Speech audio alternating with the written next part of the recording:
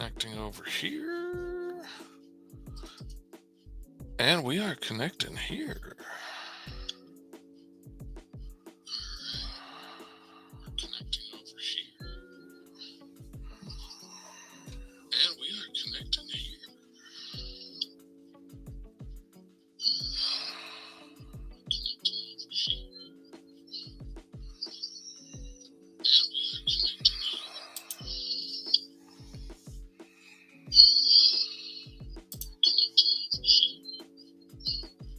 Okay, see if that stopped the loop.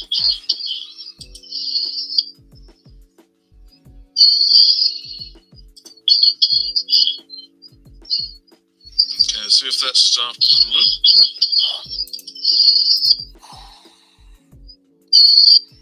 Okay. All right. Because I don't know how to turn off the volume while watching it on Patreon to make sure that everything's going live, I'm going to have to turn it off for now and hope that if anybody makes a comment, it shows up here in the comments on Restream. This is my very first test of the School of Fish on my Patreon only channel. Came on a little bit early, try to make sure I worked out the bugs, because, boy, let me tell you what, it is a complicated thing trying to get a Patreon only view coming out and trying to go through Restream so I can show my various show what I'm working on, show myself, show the comment, show the link to gomrfish.com to check out the Mighty Gods live on Patreon right now. And trying to get all of that to work in Restream and then go to YouTube as a live, as a unlisted live, so that I can share that specifically with Patreon. That took some figuring, and I'm gonna have to figure this out every single time.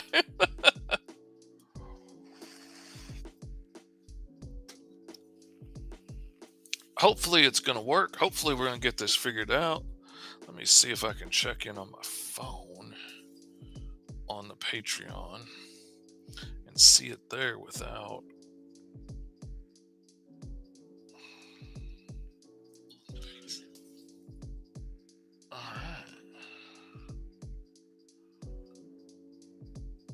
Okay. All right. I can see it on there. So it is working. All right. Looks like everything is working for the very first live Patreon only art stream. I'm going to be doing this once a week at least. I might end up moving on my School of Fish over here eventually, but for right now I'm going to be doing at least one live art stream, maybe more if I just feel like it and get some good input from backers and whatnot. So we're going to figure this out as we go, and that's all right. I don't care if there's one person watching. I don't care if there's no people watching. I'm going to give it my all, because that's the way your Uncle Fishy does it. I'm going to be working on some pages of the Sentinels for Roy Johnson at Setting the Standard in Comics. And I absolutely love the Sentinels. It's one of my favorite series that I've worked on. Kept my bills paid all through COVID, fed my kids, kept a roof over my house, put a new roof on my house. I love Roy, and I love the Sentinels, and I'm so proud to have been a part of this project for so long. I'm so glad to get the chance to come back to it again and work on it again. I wasn't sure if I was ever going to get that chance again for a hot minute, because, Young Fishy's got so many irons in the fire with Green Zone Life in the Blocks and Caw, the Cro-Magnon. It keeps me busy.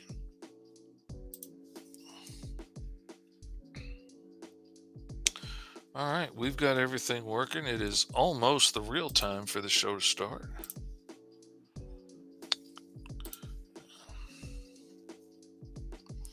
Every once in a while, my flatter picks some random things to connect together in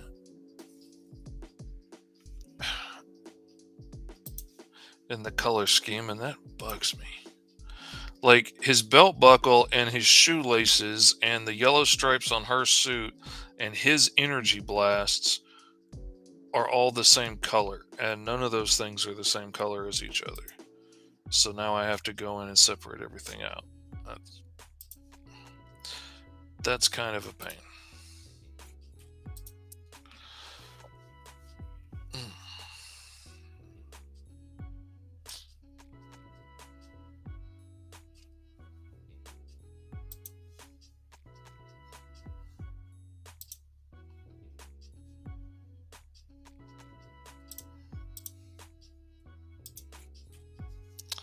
Nope, that didn't work.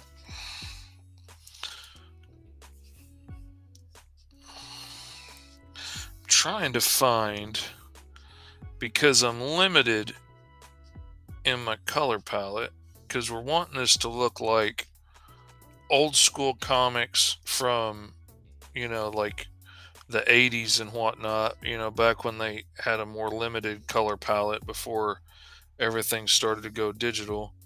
And so I'm trying to find colors in this limited color palette that I can use for a guy that has a red suit and shoots red energy blasts. Um, that can be tough because there's only like one bright red and a brick red, and then oranges and yellows. So there's like way more choices in blues than there is in red. So I'm trying to find something that looks like this is glowing and he's shooting his energy without, you know, using more colors than I can really afford to use. I could go crazy, but I'm really, you know, the client gives me a very specific color palette to work with, and I really want to stick within that as much as I can. Every once in a while, there's just no choice, and you gotta go out a little bit to, do something. But I try to stick to it as much as possible, make it look as authentic as possible. Hey, what is up, brother? Good morning. Glad you're here. My very first patron, my very favorite patron in the whole world. I appreciate your support, man. We are up this morning working on the Sentinels for good old Roy. Everybody knows good old Roy.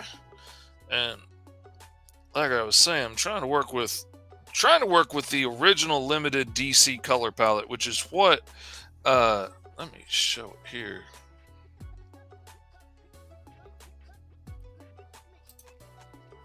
Which is what my color palette over here on the side is this color palette over here is built on. All the way down to about is the original DC color palette. The rest of this is specific color palettes I've made for clients and whatnot. I wonder if I can enlarge that. Let's see.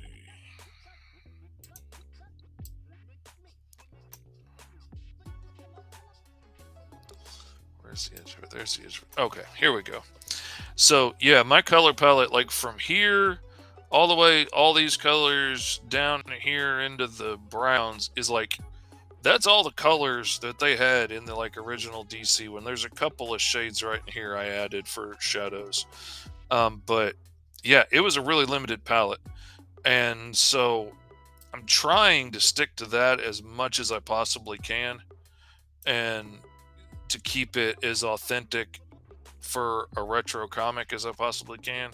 To really feel like this was made back, before the digital coloring revolution and whatnot. So, in doing that, I've only got a handful of colors to pick from when it comes to like reds. There's only one bright red, a brick red, and then like orange and some yellows. There's a bunch of blues, but there's like really only that one red. And so you got to get creative sometimes in trying to figure out how I'm going to color something, especially when like TNT Todd has a red costume and shoots red energy blasts. trying to figure out, well, okay, what am I going to do here so he's not just a big blob of red? That can be a challenge sometimes. But your Uncle Fish is nothing if not a lover of challenges. I do dig a good challenge. And I've actually, like, I paid for the subscription to, like, the DC Unlimited comics and stuff specifically for this reason, so that I can go back and look at, like, old Green Lanterns and Green Arrows and stuff, like, right at the heyday of the end of this type of coloring, to really get a good look at how they did it with such a limited palette. And sometimes they did some really cool, interesting things. And so I'm going back and reading those comics when I have a chance, specifically so I can see how they did it. So I can see how did they put rim lighting and stuff on a character when they couldn't use a screen layer and they couldn't use a million different colors to get there. And even using just a limited palette, sometimes it comes out way cooler than I expected. And I didn't think it would be as easy sometimes as it is. Sometimes it's a real challenge to try and figure it out, but it has been fun. I have enjoyed it. Okay, wait a minute. Something is wonky. All right, that's what's wonky.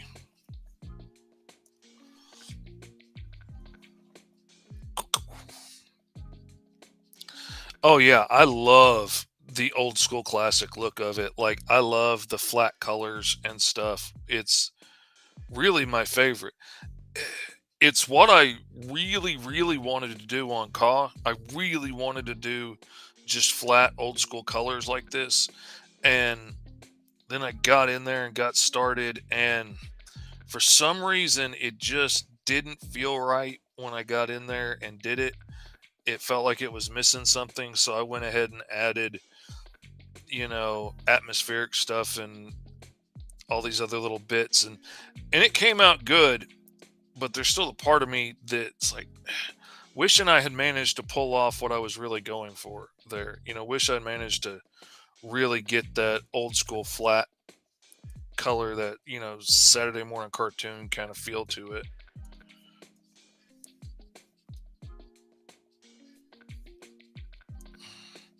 I absolutely love coloring in Clip Studio. It used to be one of my least favorite parts to do. And the tools in Clip Studio have just made it so fast and easy to do. There's no choice but to love it now. Being able to set my ink layer. I can set my ink layer as a reference image and go down to a layer below it and just plunk in colors, and it will use that ink layer above it to be the outlines, like, oh, we can only go to here. Or I can set my flat layer that my flatter sent me as my reference layer and use that. Or I can use both. It's freaking amazing, man. What was I just coloring? I lost what I was doing. I don't know. It looks good, so I'm gonna leave it.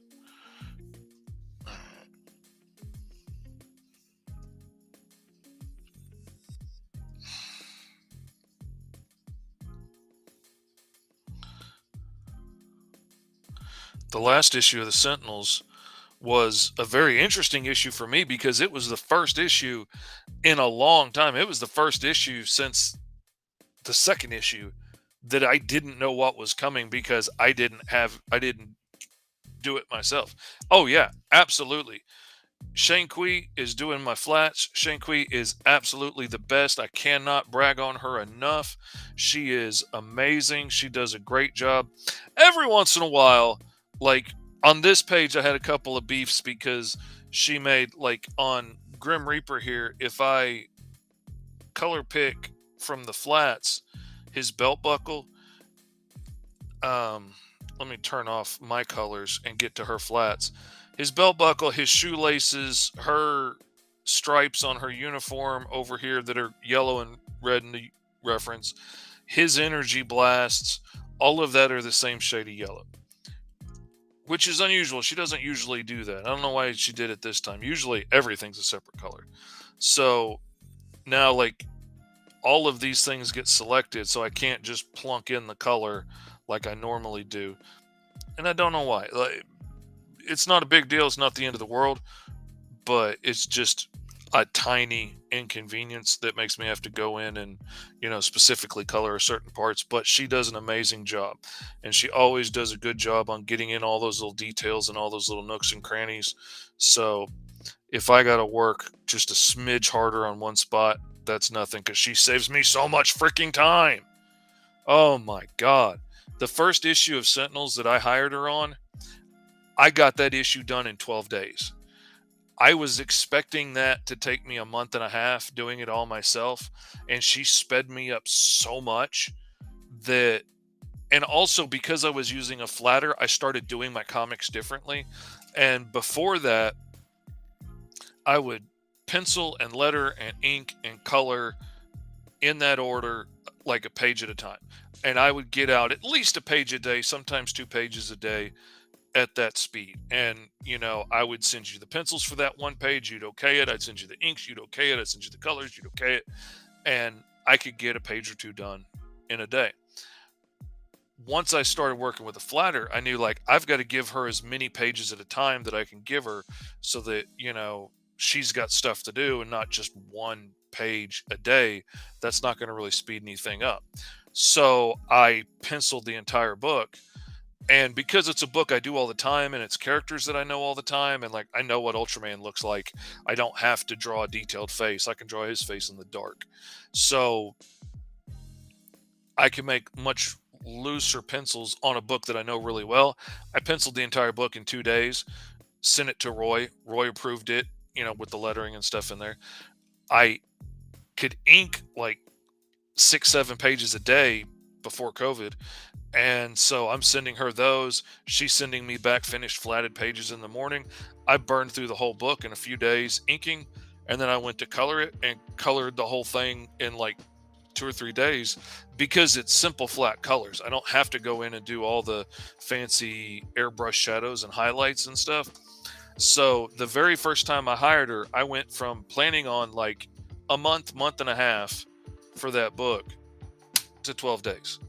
And all of a sudden, I had a whole month with nothing booked for that month. And I'm paid for the month because I'm paid for the book. I thought it was going to take longer than it did. And so I'm sitting there like, well, what do I do? Do I start hitting people up and say, hey, I got open space. Does somebody want a book? And my wife was like, you've got the time and you got the money in the bank to pay the bills. You need to work on your own book. And that's where Green Zone came from.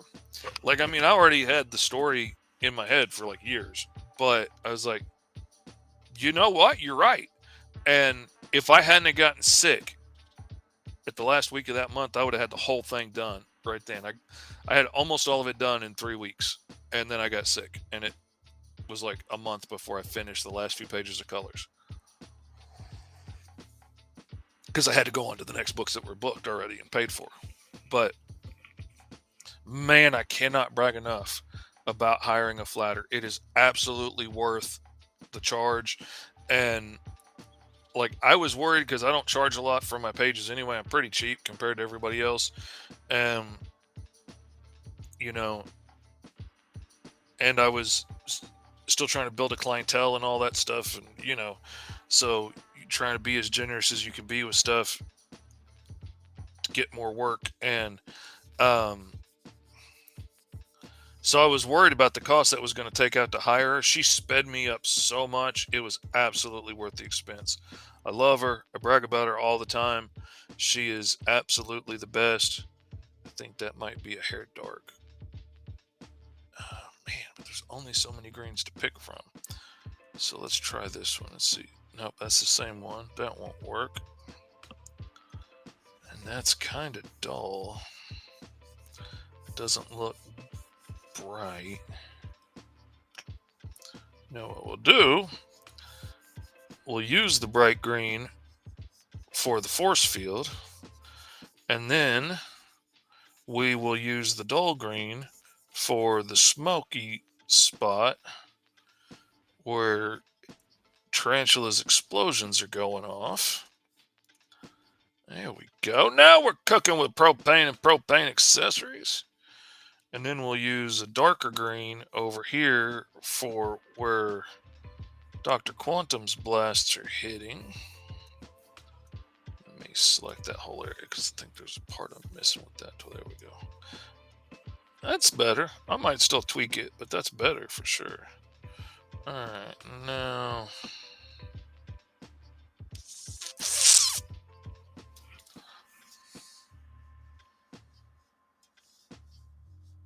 Oh yeah, man. Go get those. Those should be up on the backer kit, I believe Mike said. Um, backer kit's still kind of a mystery to me. I I just recently found out that a whole bunch of the books I had backed that went through backer kit, to do fulfillment, my digital downloads were there, and I never got like an email or anything telling me, "Hey, your digital downloads here."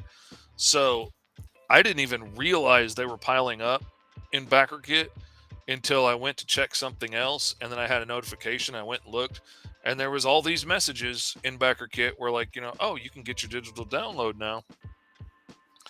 And so all of a sudden, I had like 20 new comics to read because all of a sudden it was full.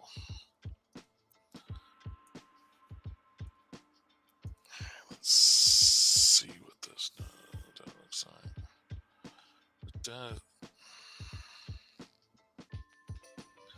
Let's see what that. Nope, that looks gray. Even though it's green, it looks gray compared to all the other ones around. All right, this is one place where I'm going to cheat and I'm going to go off book and pick a slightly different color. And if I'm going to do that there, I'm going to come over here and do it too, because I don't want it quite that dark. Whoops. You went too far, fishy. You flew too close to the sun. You melted your wax wings, boy. Why didn't you listen to me, son? Could have told you. Yeah. That's what Robbie Nick says. Could have told you if you paid attention. The fishy was full of hubris and he wouldn't listen. Doing these live streams might end up biting me in the butt one day because people are going to realize just how weird I am. It's easy to hide it when you only talk to people over Messenger. It's a little harder to hide it in person when people see me talk to myself all the time. Silly fishy. Tricks are for kids. That reminds me of one of my favorite stories about my stepdad. Beloved old J. Fred Jordan. Good man. He was, I'll tell you, J. Fred was a lot older than my mom. He was 20 years older than her. Like, he was a World War II vet and everything. So he came from like a completely different generation, like born during the Depression and everything. His dad died in like the military or World War I or something. I don't remember, but his dad had died, and so his mom could not take care of him and his brothers as a single mother back then. It was impossible, and there was no way she could have ever gotten remarried at the time because she had kids. Her chances of finding a man to even take care of her were nearly impossible. So she had to put them in the boys' home, like from old school, like black and white movies. Like, he lived in the boys' home with his brothers.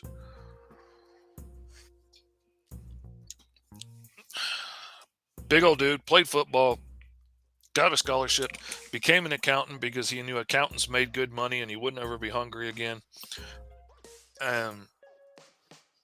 He was a good dude, but he was a very like follow the rules and blend in kind of guy.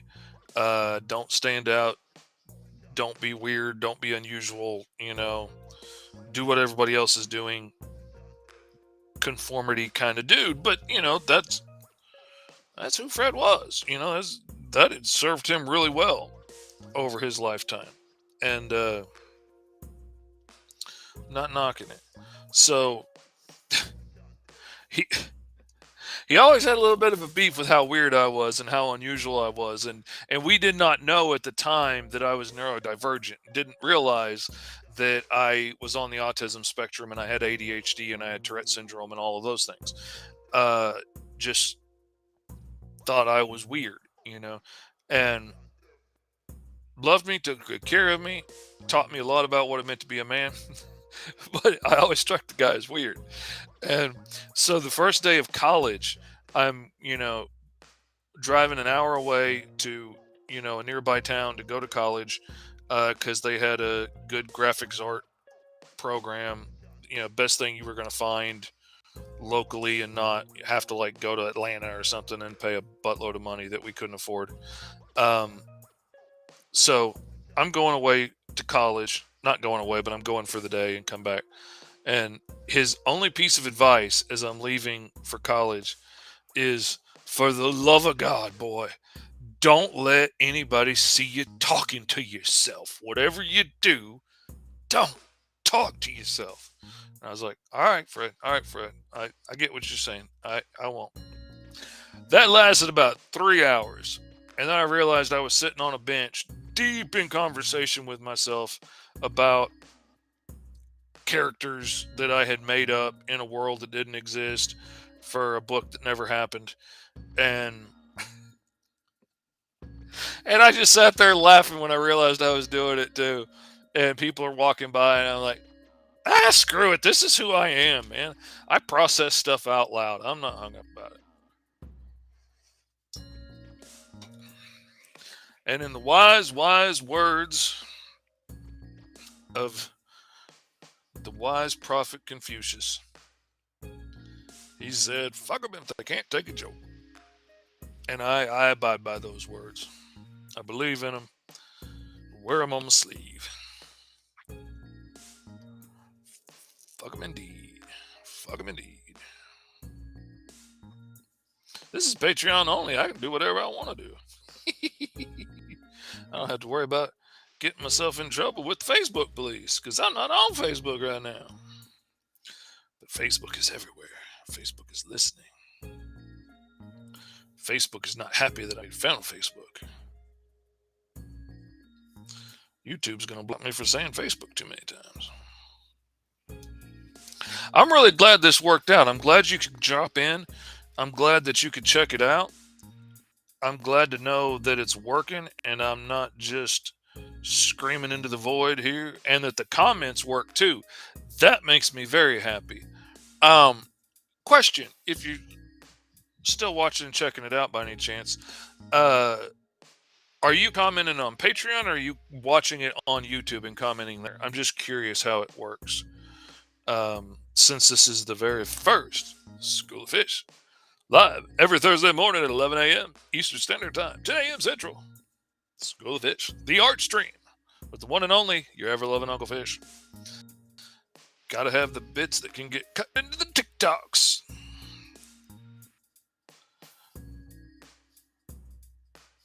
So it's all about making content, feeding the beast.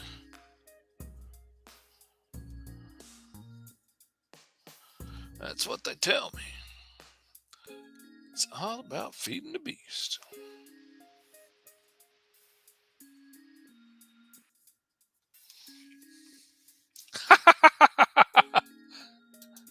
Set my alarm and everything. Oh, man. I appreciate that. Oh, that's awesome. All right. So you're on YouTube. Okay, good deal. So we know that that works. And it's a private video. It's unlisted, what it is. So the only people that are going to have the link to it is the people that I shared on Patreon. And eventually, for those of y'all that haven't signed up to my Patreon and are watching this later on, I will eventually turn these back out and release them to the public so everybody else can see. But if you want to be here and you want to get in on the comments, you want to have a say in what's going on, because I'm going to be creating brand new characters that are going to go into Green Zone and Call the Cro-Magnon live now on Kickstarter at GoMrFish.com. If you want to watch me work on pages from Caw and Green Zone, if you want to have a say in what happens in those pages, then you could join the Patreon for as little as $3 a month just to watch the show. Like, you won't get the PDFs, you won't get physical copies sent to you month after month like other people will do, but you can just hang out and take part and comment on the show for as little as $3 a month. And that could be a good fun time. And you can see stuff that you suggest end up in the books. Like I show you a page right here. Hold on, let me open up. We go to fish. We go to call. No, not 2. It is 4, I believe. Let's look. All right. Wait, because we're downloading it from the OneDrive. Like this bit right here, where the first officer and the captain are having this conversation, and then he digs in his ear and he pulls out this bug and then eats it in the background. That absolutely 100% came from comments and conversations we were having on School of Fish while I was working on this page, and talk about how, you know what, him just walking back there is a little bit boring. We need to show what else is going on in this ship, show what life is like. And I was talking about how little bitty things that you add into a story in the background, little bitty snippets of conversation, little comments, posters or warning signs in the back, all kinds of little things can tell you so much more about a world and what's going on. And as we were talking about this and talking about examples that I had put in other books and stuff, we were joking around and hit on the idea of having him pick a bug out of his hair and eat it. And that just tells you so much about these guys. It tells you they're not that terribly clean if their ship in outer space is infested with blood-sucking parasites. That they're kind of grody if they're gonna, eat said bugs, and it's not a big deal to anybody. He might as well be, picking his nose. It's not that uncommon. It tells you a lot about these guys really quickly with that one little thing, and that's the kind of thing that you're only going to see and get to take part in, going to get to have a say in, get to help see come out in a live, actual, real comic book that you helped plant the seed. That kind of thing only happens if you're watching School of Fish, baby, so you want to be here. And now, it's the job of my beloved son to take that and edit that out and make that into a TikTok that I can share and get some more viewers.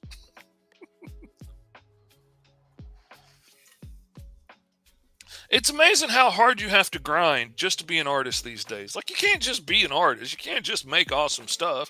You can't just make cool books and put them out in the world and have people enjoy them. Ha! That's crazy talk. No.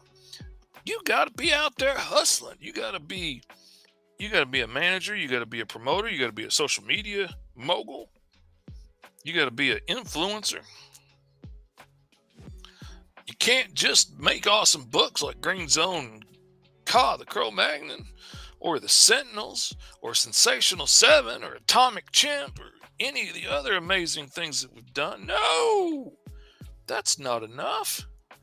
That's not enough. Nobody's going to see that. Nobody's going to care. Fishy, you got to get out there. Make the social medias too. Which, social media is fun. I have enjoyed it more than I thought I would. And I found out pretty quickly that I was better at the whole talking on camera thing than I thought I would be. So that ain't too bad.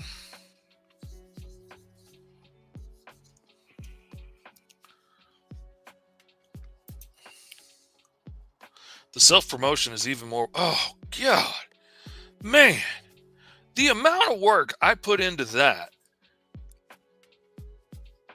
I could knock out another issue of Caw per month if I didn't have to do all the social media stuff.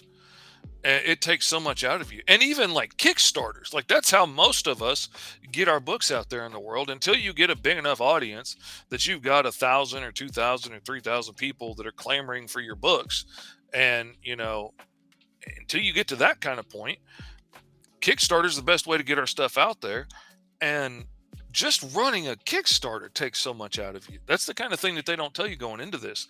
Like, it eats so much of just your physical time, making posts and going on shows, and emotional effort. And, and then when you throw on top being a neurodivergent artist like me with Tourette syndrome and ADHD and OCD and autism spectrum disorder and all these other amazing acronyms, that adds up, and that takes a toll on me. There's a whole lot of days, like when I was giving Roy the schedule for, like, he's like, "Well, how fast can we get these books out?" I was like, "Well, to be honest, like once the Kickstarter starts, I'm not going to promise I'm going to get anything else done during that time because I mean, I hope to. I hope I get this Sentinels issue done long before the Kickstarter's over, I hope.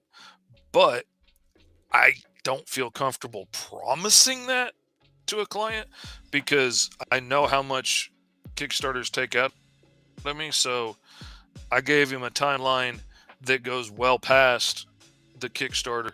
So I don't let him down. I'd much rather come in early than, have to explain why I'm so late. And that's just the way I am. So I'm like, I can promise it by this point. I hope to get it done before that. But this is what I can promise. And I wasn't expecting to break a tooth and be out for a week in pain and recovering from surgery. Oh, that was lovely. That threw me behind schedule. I was supposed to have these pages done by Monday, and I did not. So I'm doing them now, baby. And I'm apologizing as I go. I'm not bad behind schedule, but he wants to have them for, the Kickstarter. And I don't blame him. But yeah, those Kickstarters take a lot out of you. They don't talk about that stuff.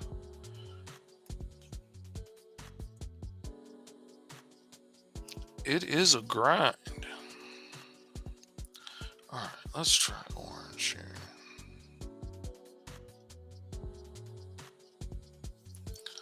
And then you throw on the social media managing and creating posts and doing live streams and all of this stuff. Takes a lot of time. Like I thought, oh, you know what? I'm drawing comics all the time anyway. It'd be nothing to just, turn on the camera and chit chat with folks while I do that. I was wrong. That takes more than you think because it's not just sitting here and drawing. It's sitting here and drawing and talking and working the comments and all this stuff and making sure that I don't miss somebody's comment to put it on the screen and all of those things. It's scheduling events ahead of time. It's making sure everything's scheduled, making sure everything's in place and working correctly, making sure, oh, well, now we're going to do it on Patreon too. So that has to go through 5 extra steps to get there. Like, that's a lot of work. And then all that time that you're doing that is time that's taking away from drawing and making comics. Which is why I've been pushing the Patreon. Because if I could get more of my fans and supporters to support me on Patreon, I could just sit around and make awesome books all day and send them out to people.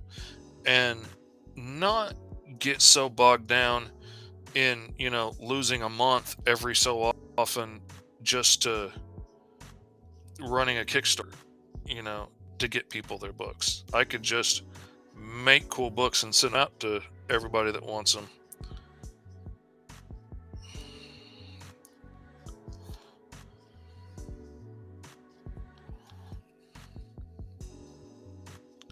And to me, that sounds like a win-win, but I understand to a lot of other people it seems crazy because a lot of other people can't put out books at the kind of speed that I put them out at.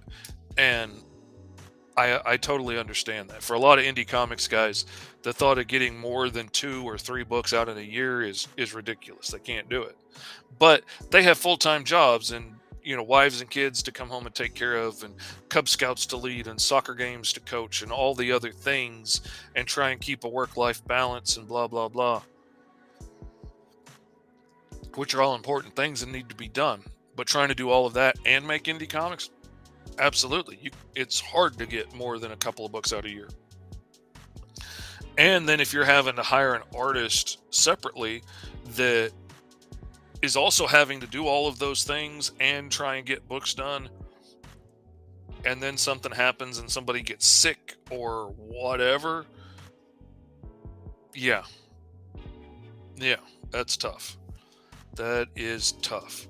Whereas this is my full-time job and this is all I do all day, um, which definitely makes it easier in that regard. I don't have to juggle a whole bunch of different things, and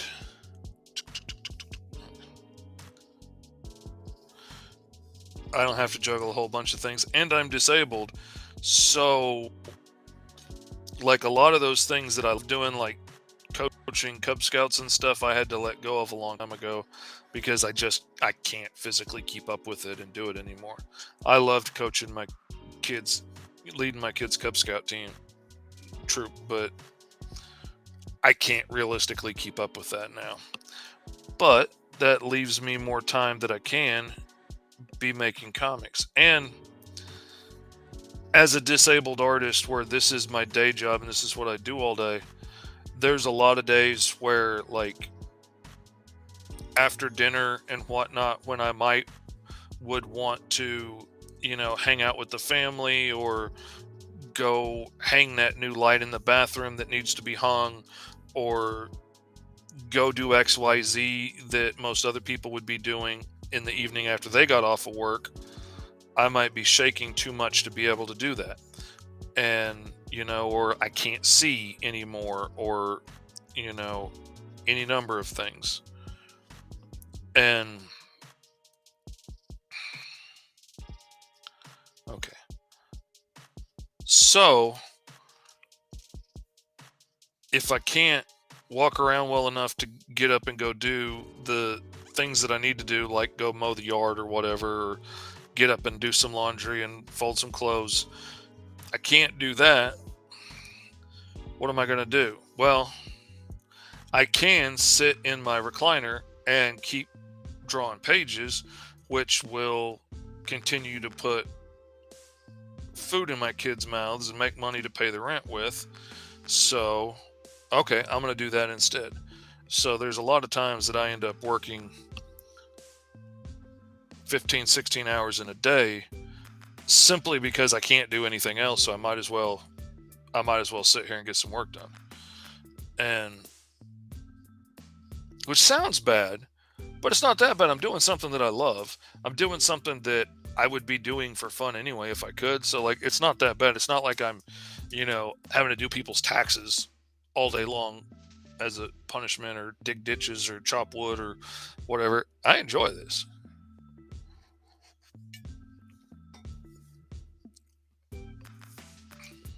So a lot of times this is what I would be doing for fun anyway. But now I'm doing it and being able to pay my bills. So, win-win.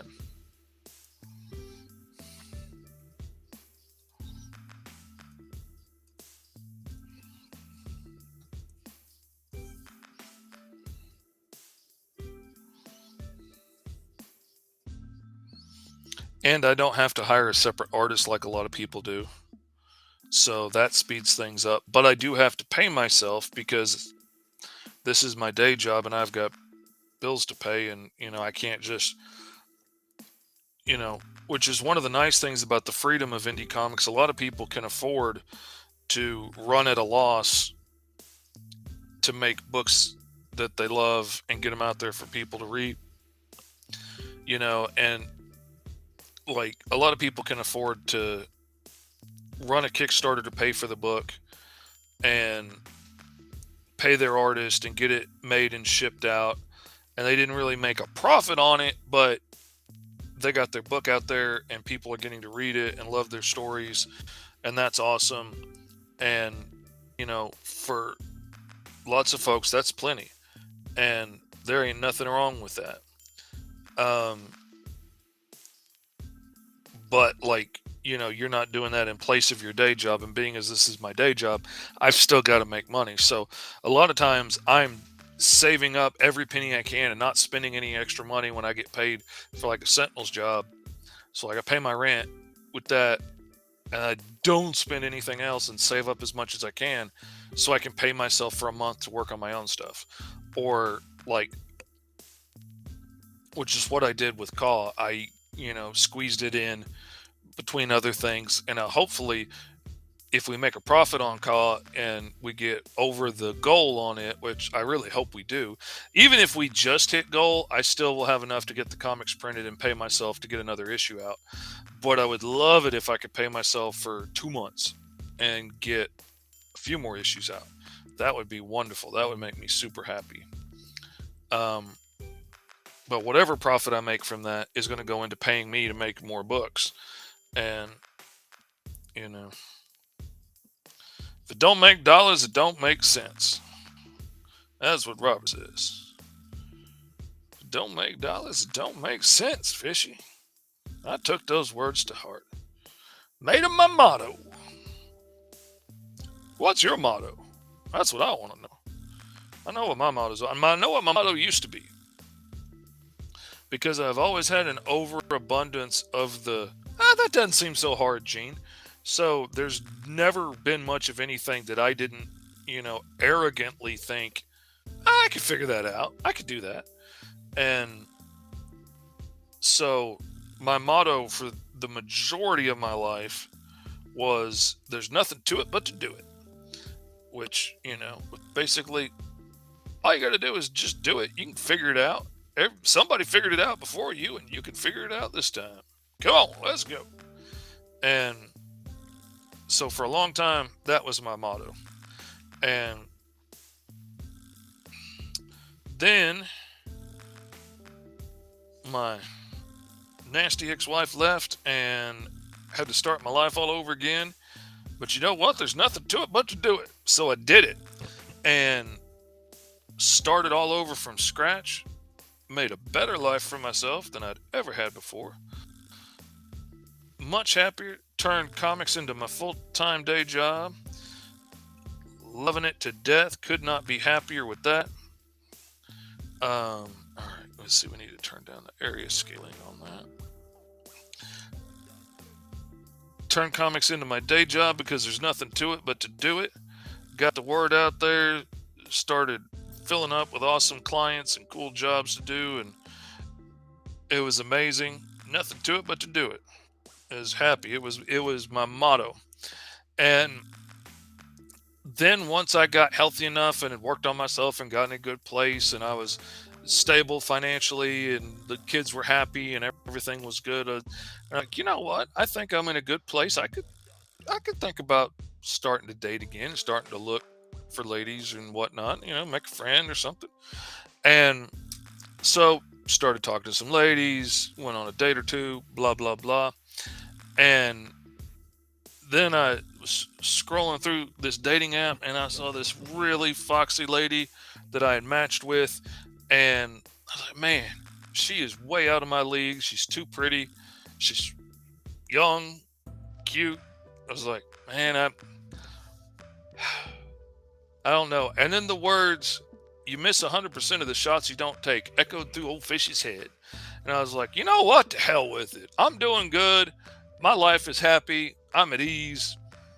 I'm going to take my shot. I'm going to send a message to this pretty young thing. And, she turns me down. No skin off my back. I'm good. Messaged her. We got to talking. Next thing you know, we're married, bought a new house, living a happy life together. And so very quickly, you miss 100% of the shots you don't take became my life motto now, because I got a beautiful young wife who's always going to be beautiful and young compared to me.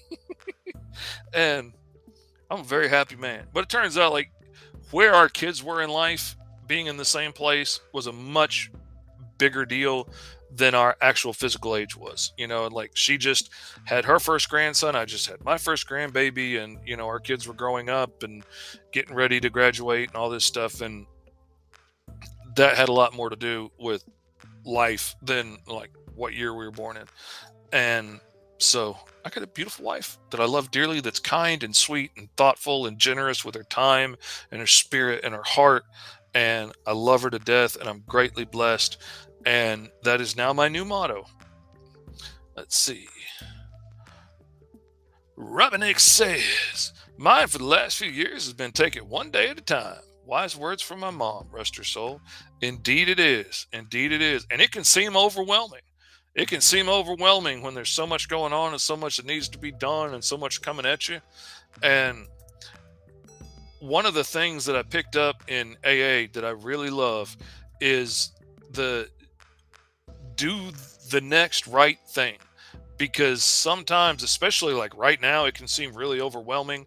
And I've got Green Zone and I've got Call and I got a Kickstarter and I'm launching a Patreon and I got to do videos and I got to do this and I got to, oh, I forgot to make a video for the Kickstarter for Call, and some people aren't going to back it because it doesn't have a video. And all this stuff coming at you, and I got to be on this show and I got to be on that podcast and I got to do blah, blah, blah, blah, blah, blah. And it can seem very overwhelming. And I keep falling back to do the next right thing. Like, what is the next step I need to take that's right? And it's not even about remaining sober at this point. I haven't been sober for 24 years now.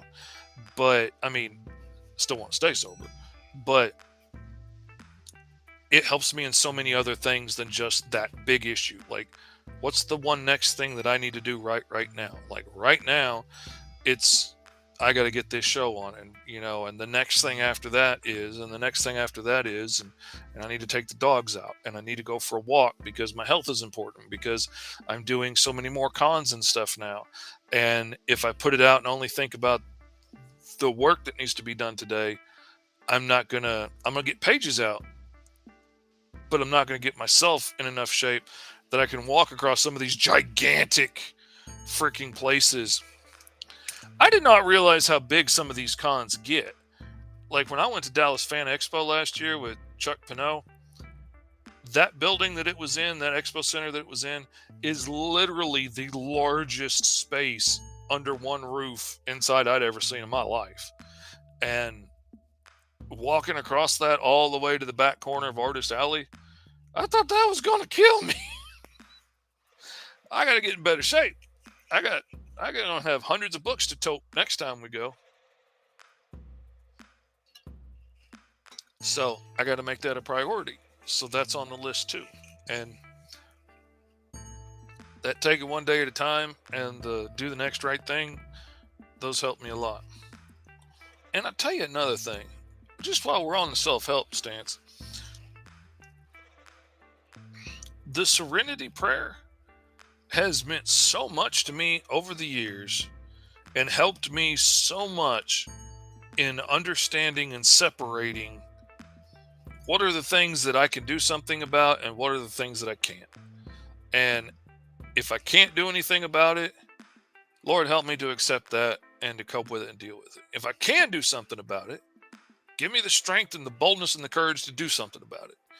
And separating those into, what I can do something about and what I can't has been so freaking helpful in my life. I cannot say it enough.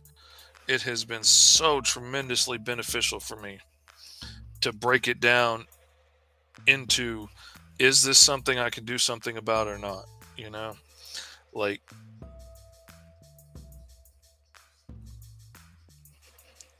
if my daughter's having an anxiety attack, is there something I can do right now to comfort her and to make it better? If there's nothing I can do because it's just anxiety and there's nothing I can do to make that better right now, then I can be here for her and I can be supportive and, let her know that I'm here, even if that doesn't feel super helpful. If that's the best I can do right now, that's what I'm going to do. And I'm not going to beat myself up that I can't cure it, because it's not my thing to cure. I wish I could, but that ain't the way it works.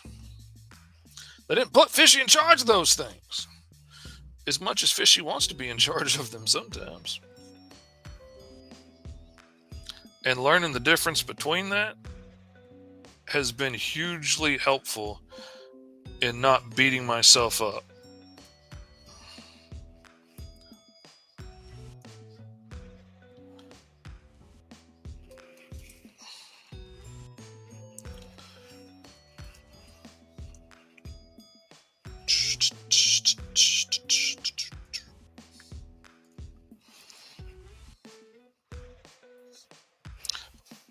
Whoops, that's the wrong color, silly fishy. Silly, silly fishy. And see, that's too matchy-matchy. So, let's try the other.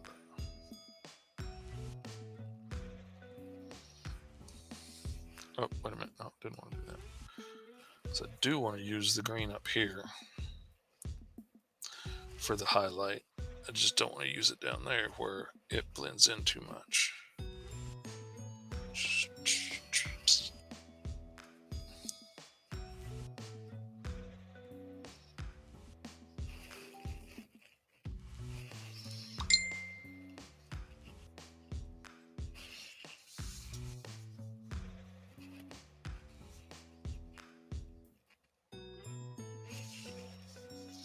Where is that coming from?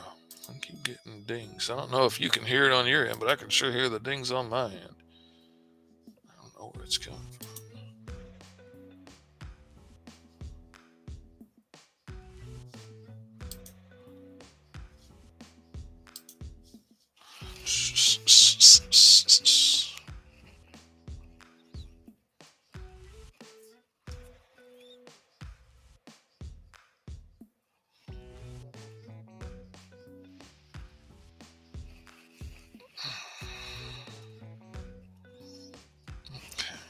Let's select that area, and then we're going to shrink the selection by 30 and see what that looks like. There we go. And then we're going to add to that selection to get that bottom right there. And then we're going to subtract the rest of him down here, so it's just that. And let's see what it looks like if we add a little shadow to that. Don't want to do too much because I didn't use a lot of, like, you could get an airbrush effect, you could get a fade or a gradient, but it was a lot more work back then to do that. And so I try and use that kind of thing very sparingly, but being as he's big old heads right there in the foreground, I figured I'd give that a shot. All right, let's zoom in here. Grim Reaper. And let's see what it looks like.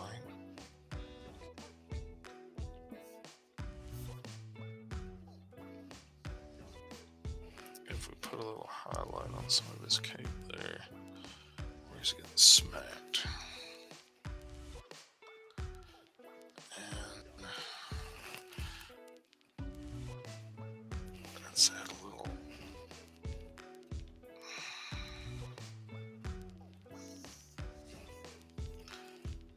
Oh, that's too bright. And that's the thing, there's lots of shades of blue. Not so many in the reds and the oranges. Yellows, yeah. Why wouldn't there be? Reds and oranges? Why would you want more than one of that? Crazy? Superman's only got one cape, DC said. Why would you need more? I said, well, yeah, but then the Flash and his whole suit and Superman's cape's just the same red. As it should be, DC said. Alright, DC, calm down, Fishy said. But that just angered DC. Who are you to tell me to calm down, DC said. I think this is getting out of hand, Fishy said. Oh, I'll show you out of hand, DC said. That's how I got a restraining order against DC Comics. So much for me ever working there.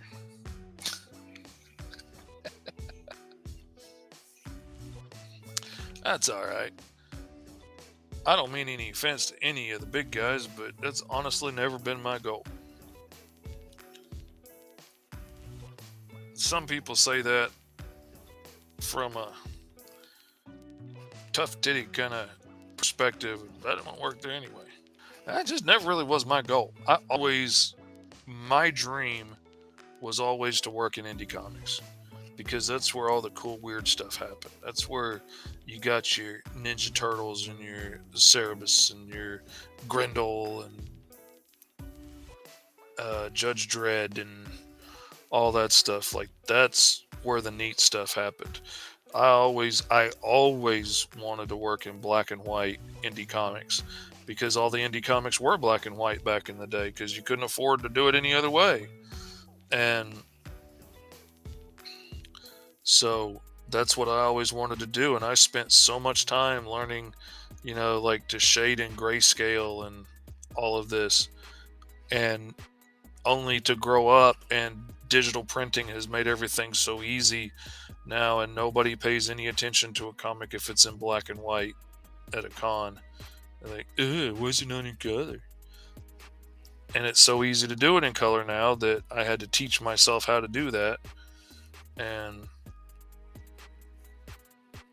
it still amazes me now that anybody pays me to color anything. Because, in my head, I'm still that dude that was trying to figure it out and using colors that were so bright that it hurt your eyes. And, I forget that I've come a long way in that aspect.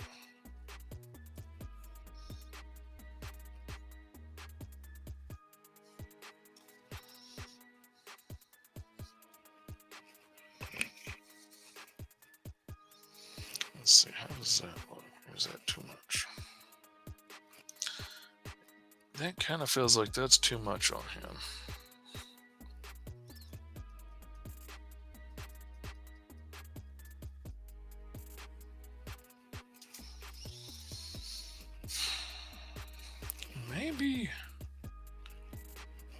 Maybe darkening him is the way to go there, instead of...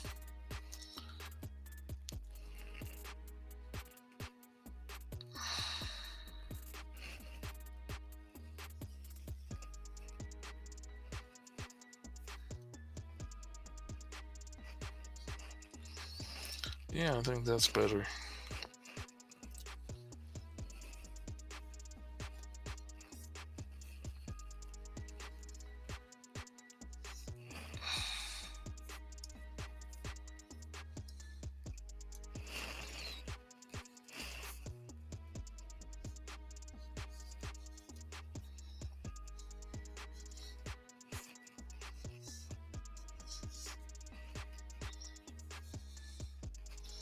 Yeah, that still gives a light effect from the exploding flying spiders, and not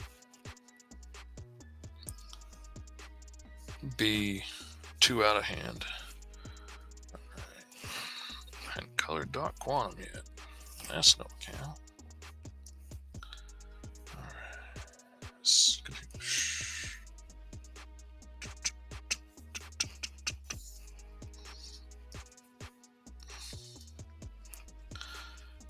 His cape and sash is one place that I had to cheat, because they just don't have a color anywhere close to what it's supposed to be.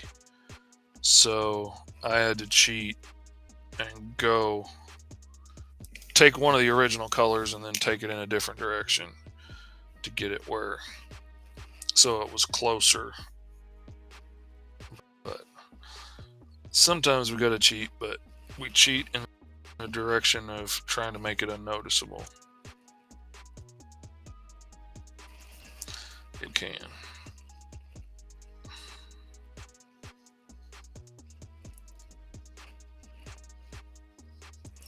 So I've always felt coloring is a lot like lettering. Like, if you do it really well, hopefully nobody even notices that you did it. Like, I feel like if I color something and people are like, wow, look at the colors, I feel like I kind of failed at my job. If you look at it and you're like, wow, that's amazing, look at him blowing that dude away, oh man, look at the expression on his face, oh, that's great, then I'm doing what I'm supposed to be doing. But if you're looking at it and like, oh man, look at how bright that pink is, then I failed. Just like you don't want somebody looking at your book and be like, wow, look how many letters there are. You know, if you do your job really well as a letterer, then you're going to get to the end of the book and not even realize that you read anything. You're just going to remember the awesome movie you just watched in your brain.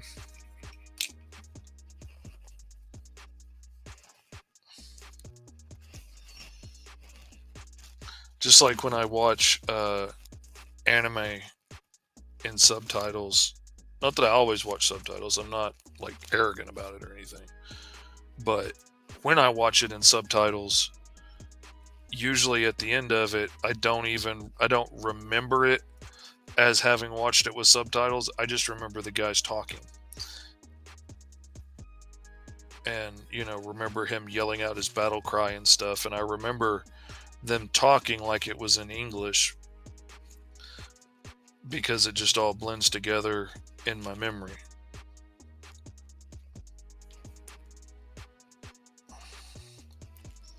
If I was remembering, wow, you remember how that conversation looked as it scrolled across the bottom of the screen? Then I probably did. That's not what you want to remember. You want to remember him yelling out his battle cry and, throwing punches and saving the day and having long-winded introspective speeches about things.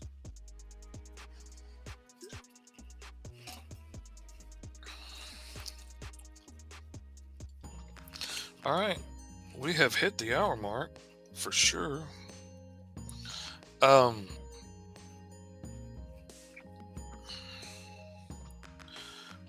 going to go ahead and stop here for right now on the stream.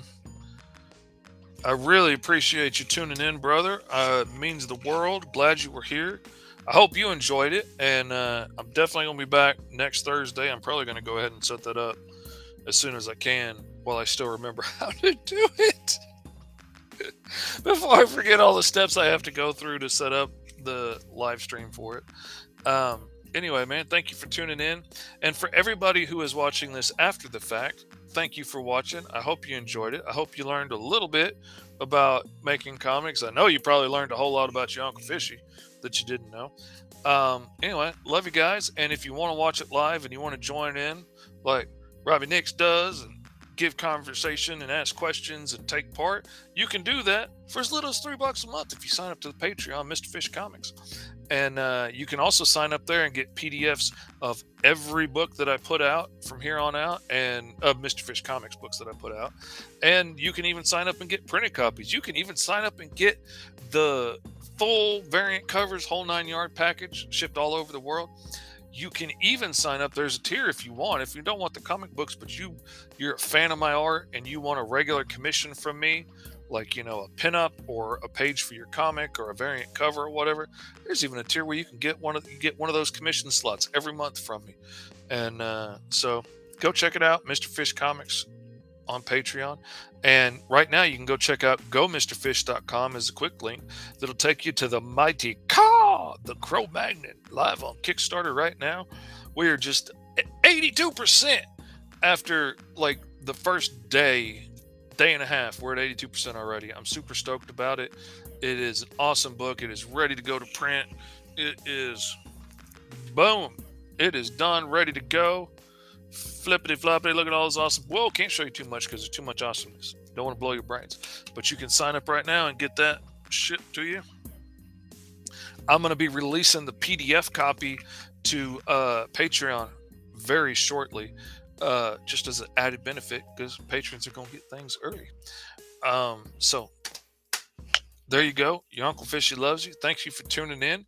I'll be back every Tuesday live for everybody to see for free for now on School of Fish, Tuesday mornings at 11 a.m. Eastern Standard Time, 10 a.m. Central. And I will be back here, patrons only, on Thursdays at 11 a.m. Eastern Standard Time, 10 a.m. Central, until we decide to change it to a time that fits better for everybody else. But right now, it's my buddy Robbie Nix and me. So we're going to hang out in the mornings and we're going to draw funny books. Anyway, thanks for tuning in. Love you guys. Hope you had a great day. And I will see you next time. Let's see. 8 a.m. Pacific Standard Time. All right, there we go. Get that down. I got to add that to the mix. I got to memorize that with everything else. So I'll see y'all here next Thursday, 8 a.m. Pacific Standard Time. You too, brother. Thank you for tuning in. Y'all have fun. I will see y'all Tuesday.